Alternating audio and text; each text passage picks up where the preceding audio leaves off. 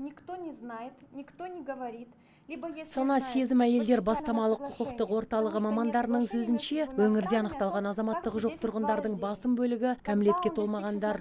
Мұндай дерек оқушыларды мектепке қабылдар алдында тіркеледі екен, ал құжаты жоқ оқушыларды құқықтық ережемен таныстыру мұғалімдердің міндеті. Сондықтан бүгінгі семинардың негізгі қатысушылары да осы оқытушылар болып отыр. Біріккен ұлттар ұйымы жоғарғы комиссарының босқындар ісі жөніндегі басқармасының ақпаратына сәйкес елімізде 7 мыңға жуық адамның азаматтығы жоқ. Тіпті кеңес үкіметінен бері қызыл куәлігін ауыстырмаған азаматтарда бар. Оларда еш қиындықсыз құжаттарын жаңарта алады.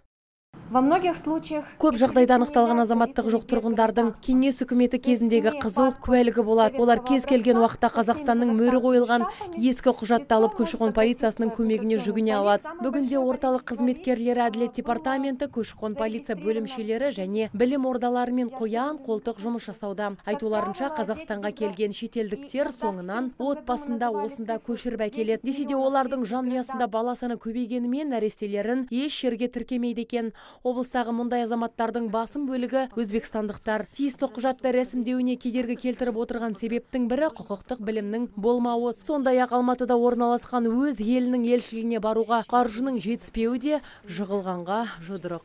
С января по сегодняшний день Қаңтар айынан бүгінге дейін бізден көмек сұрап келген адам саны 200-ге жеткен. Алайда олардың 61-не тікелей көмек көрсетіліп, мәселесі шешілді. Ал кейбіреулерінің ісі аяқталу үстінде.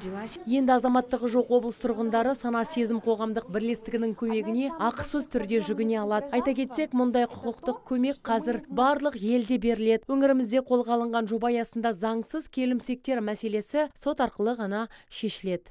Азиза Мадияр, Абзал Тұрабеков, ТВК телеарнасының жаңалықтар қызметі.